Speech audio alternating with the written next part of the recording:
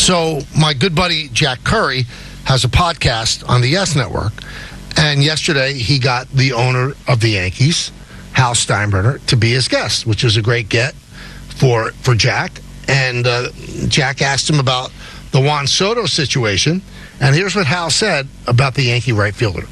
Well, I think we'd like to see him here for the rest of his career. I don't think there's any doubt of that. His agent, Scott, doesn't tend to normally do deals in the middle of a season. Neither do I. I think he could be a distraction. But, I mean, this is a unique situation and a very unique player. So, I mean, I wouldn't be shocked if there was a conversation or two had possibly during the course of the season. I think it's worth doing at some point. You know, I wanted to give Juan time to really settle in and make sure, you know, have a conversation with him at some point and make sure that, obviously, the most important thing is this a place he can see himself for a long time? All right, so we spoke about this about the third or fourth inning yesterday. And then after the game, the writers, heard this. And they went down and asked Juan Soto about talking about a contract extension. And here's what Soto said. My doors has been always open, Whenever you want to start talking with Scott and all those people, they're always open. They're always open to hear whatever he has. And for me, I just focus on the game right now. And finally, he goes, how's it feel to hear the Yankees want you? It's really nice to see owners and GMs talking about they want me in their teams for a whole life. But at the end of the day, I'm focusing on this year and what we want to do in this year and how much games we want to win and how far we want to go. All right, and one final piece to this puzzle. Jack ended up getting a hold of Scott Boras, who said, I'd take a phone call from Hal any day, but right now Juan's just consumed with winning. Which is, what Scott would say. He's never going to tip his hand. Right. I think it's a smart play by Hal to show the fans, listen, we will break from tradition. We will discuss a contract in the middle of the season. That's how important this guy is. But let's all be realistic. And I think Hal knows this, too, because Hal's really smart. This guy has waited a long time to be a free agent. He's 4.5 months away from having all 30 teams bid on him. You really think he's going to sign a contract? Yeah, come on.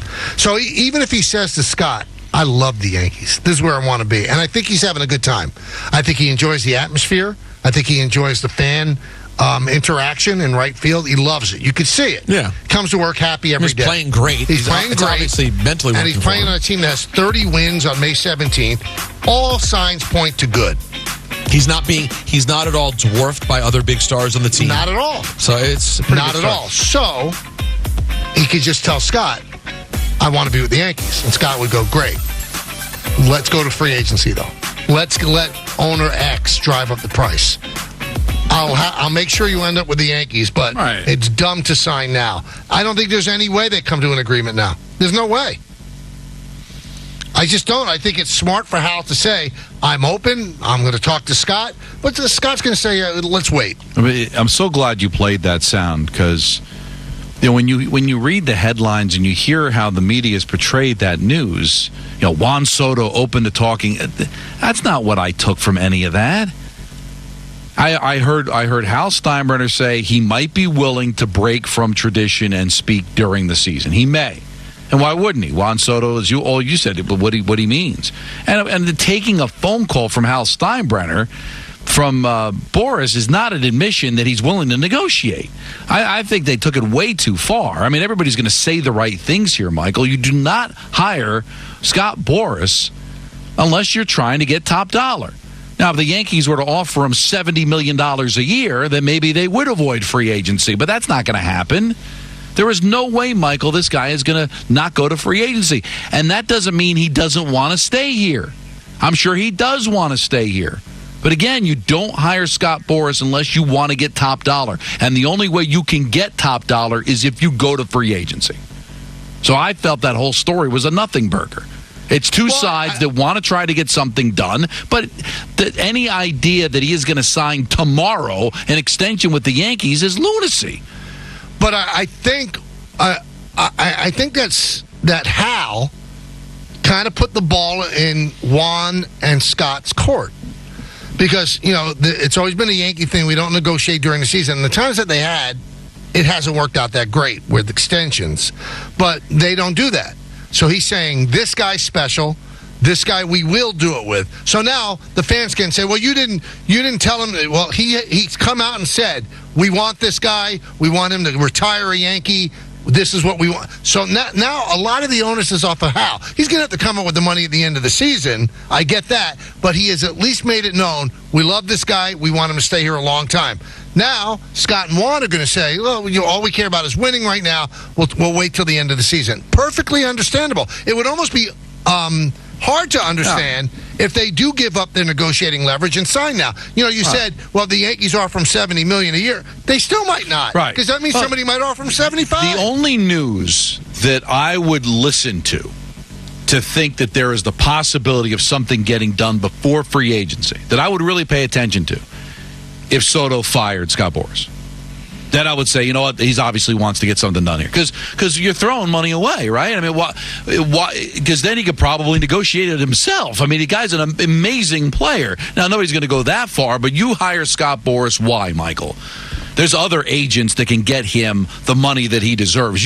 You hire Scott Boras because you know that this guy's going to get you the most, in most cases, especially when you're as good as Juan Soto is. So now, one thing that's always been used against Soto, and I think it's a little unfair, he turned down $440 million from the Nationals. How could he do that? Well, I mean, if you really, I did a deep dive into the offer. It was like $440 million over 15 years. So it averaged out to $29 million a year. You can't get Juan Soto for $29 million a year. And another thing that people in the business have come up and said, well, there's no way the Yankees are going to pay him more than $40 million. They can't pay anybody more than Judge. And then I said, well, then it's game over. Yeah, that's over. Because the market has changed. Somebody is going to get more than Judge. Somebody is going to get more than Garrett Cole. You can't say these are the top dollars anymore. Those contracts were signed in the past. That's right. The market has moved. And if you're going to put a cap on an offer to a position player of $40 million a year, game over. You're not getting him. You're not getting Juan Soto for $40 million a year. But part of the reason he's going to get the money he's going to get is how young he is.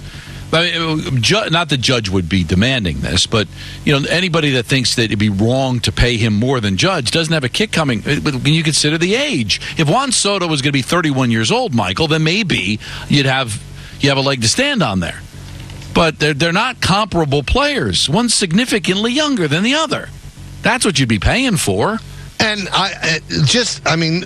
we don't really know players the way we think we do, but having spent a lot of time around Judge, I don't think he would care if somebody made more money. He got his bag. He would understand it. Of course, because that's the nature of the business. Now, listen, I'm just throwing it out there because I guess it's relatable because we're here in New York, that if all of a sudden the Yankees signed Pete Alonso for more money than Aaron Judge, I think he'd have the right to be sore because he's better than Pete Alonso.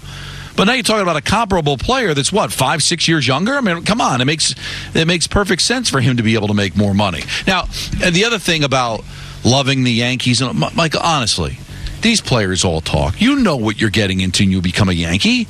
You know you're going to be treated very well. You know how passionate this fan base is. If you go out there and you're going to play, they're going to love you. So I don't think he came to the Yankees and is shocked how great it is to be a Yankee. He knows that. I don't think they can win him over. But I think they're not going to win him over where he's going to provide a discount. That I would agree with. Yeah. But I think you do have an advantage because you have a leg up of a year of showing him what it's all about. And the love affair between the fans and Soto, that's got to mean something. The Latin community here in New York has to mean something, but it's going to come down to money. It is going to come down to money. But I think at this point, 40 games in, whatever, he has a warm feeling about this place. But if the Dodgers come in and offer him $100 million a year, that's going to win the day. I'm sorry, that's going to win the day. And I think it's smart for Hal, because let's say Hal comes in and go, we'll give you $50 million a year. And that's what it might take, by the way. Then Scott could go to Juan. They might take that. They'd be the highest paid player in baseball, because don't tell me about Ohtani at 70. Ohtani 70 is only worth 46 a year because it's deferred. But if you give him $50 million a year right now, $50 million, it's $50 million. So maybe he would say, okay, I don't need any more than that. But Scott is looking at this as the seminal case, the way he looked at Alex Rodriguez. And I know that Scott has this was a tough off season for him. considering the players that didn't sign. This won't be tough. This is a slam dunk, Michael. No offense to the Bellingers and the Snells, and this is a different type of player. I mean, this is not going to be hard to get done. Yeah, see, and I said this all winter too. Every one of his players that he had this winter was flawed. Everyone, every single one. There's no flaws of Juan Soto. There's no flaw. There's none. Now, you can say, well, what's the flaw with a 2-time Cy Young Award winner? The years that he didn't win the Cy Young. Then he doesn't pitch a lot of innings. There's the flaw. And he's in a perfect spot, Boras, because his client doesn't have any flaws and is on a team that can be the highest bidder. It's like it's a perfect storm. So it's not like he's stuck in San Diego and they're trying to get out of all the bad contract and they just don't have the money to pay him. So this is a really good spot. Juan Soto is not going to be holding out to start next season. Pete Alonso might, because he's flawed. I hope not, for Pete's sake. And the team that he's on doesn't seem too hot to keep him. And the Yankees seem hot to keep Soto. Yeah.